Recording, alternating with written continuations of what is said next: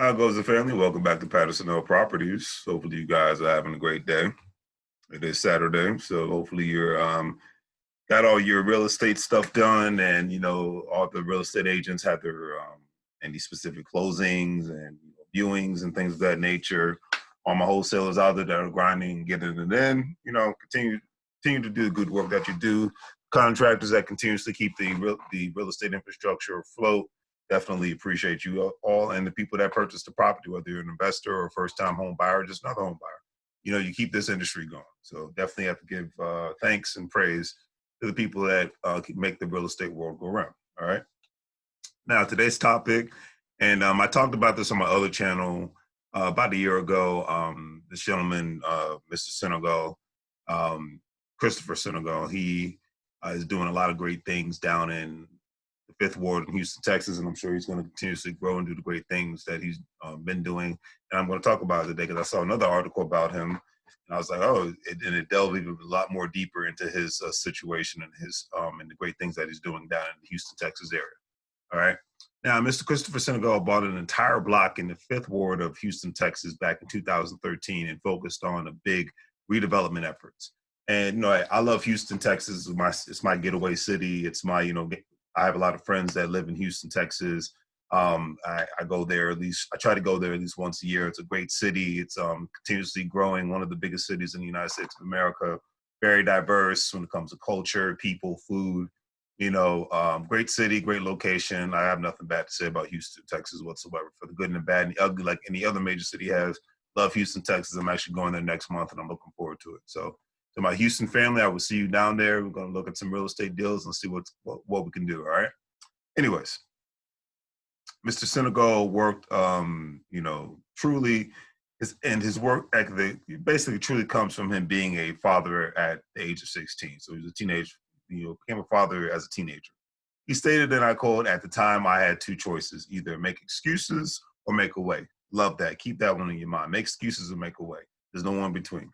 All right. He maintained a job throughout high school, which is very good, and college. And by obtaining a degree in engineering, he got a decent job in the railroad industry and bought a home at the age of 22 years old.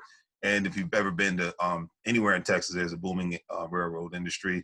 And obviously, if you can work within the industry, you can make a decent living, whether you're on the blue collar side of it or the white collar side of it. All right. Mr. Senegal knew that the corporate life wasn't really for him, and he saw that the glass ceiling, as far as income and the long working hours from day to day, wasn't really for him as well. Not everybody's meant to just be a regular employee. I get it and I respect it. Another thing about this great story, which I can definitely relate to, is that Mr. Senegal stated that the bosses who he worked for, and they basically made more money than him, but they were miserable all at the same time. All right.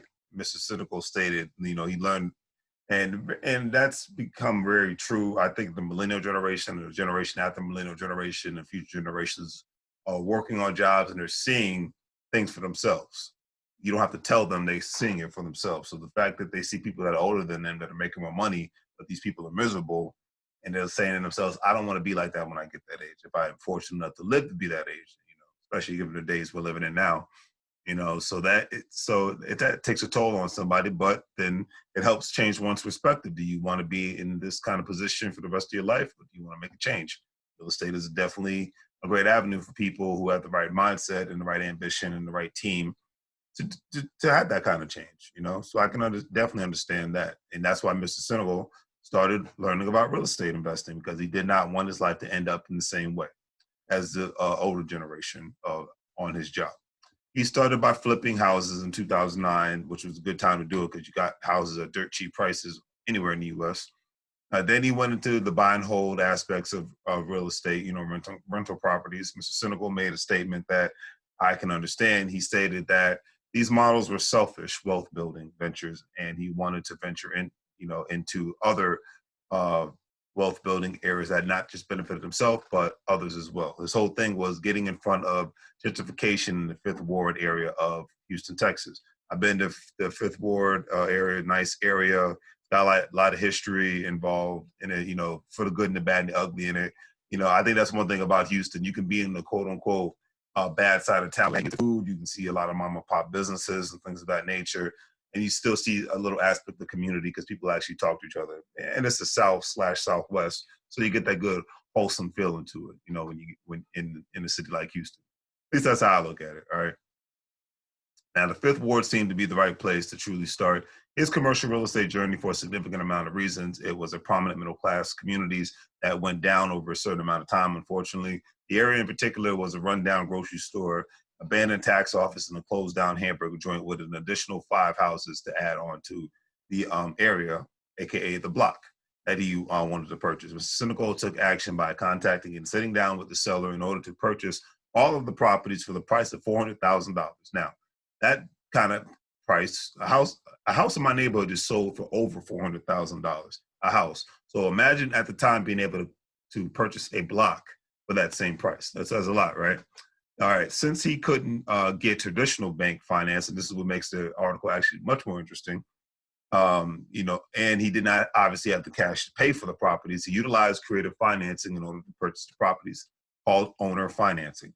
He paid 10% to the seller and started making payments monthly to him. And I think this is a beautiful thing because a lot of times people will sit on real estate, they want to get rid of it. And they know that nobody else is really going to offer that kind of cash to the for that specific property. So they don't mind doing working with a private money lender. Or they don't mind doing creative financing because they just want to get rid of it. And people draw up their own legal documentations. They contact lawyers, make sure everything is on up and up. They draw up contracts and they move forward. This kind of business in real estate happens all the time. But think about it for those that you feel like the banks aren't on your side, like Nationwide, and they're not allowing you to get access to the capital that you need. So think of creative financing, think of private money lenders. There's other ways to get capital in order for you to pursue your real estate goals and aspirations, just like Mr. Senegal did. Another thing that he started doing is he ran a parole housing for ex-felons who were nonviolent offenders. And a lot of people get into that because it's basically guaranteed money. Think of it like Section 8 people working with the state. And as long as the property meets the state's criteria, you can have, home. A lot of times it's used for homeless shelters. It's used for people who just got out of jail. Women's shelters, orphanages, things of that nature. A lot of people do that with real estate in order to not just make a profit, but to really help the community out at the same time, at least the decent ones, because, sometimes you got some greedy people that they don't care. They just want the money and they do horrible things, but that's another story for another day. All right.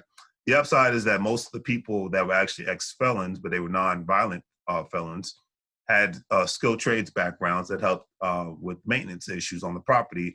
So that saved a lot of money for him when something went wrong, because obviously in real estate, something always does go wrong. He saw that the Fifth Ward started to have a lot of development and he wanted to be a part of it, he stated. And he started increasing the development with the townhomes in the area. And he actually had to sell some of his previous properties because he still couldn't get bank financing, which was a shame, in order to reconstruct the properties. But the upside is that's the beauty of having real estate as a asset.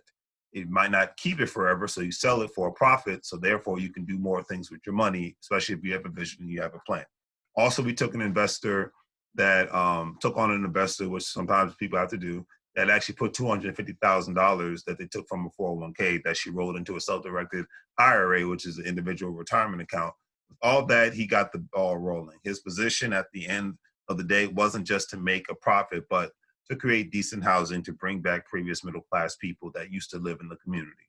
Another great thing is that Mr. Senegal went out of his way to only hire people from his community that he loves as well. He has created a space that wasn't only about profit, but it benefited the community that didn't just focus on low-income housing. A good community creates, most people know this, good schools, brings in more which can bring in more tax revenue, and obviously has a decent economy and whatnot.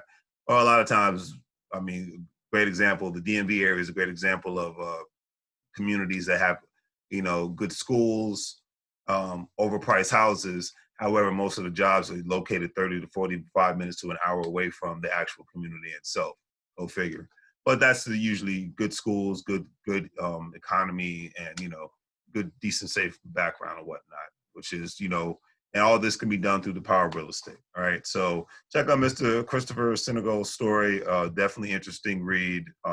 Google him and you will see that he's doing amazing. He's done amazing things. He's continuously doing amazing things. And I know he will continuously bring great cheer to the good old city of Houston, Texas. Can't wait to get back there. So do the great 3 free things, family. Like, share, and subscribe. And as always,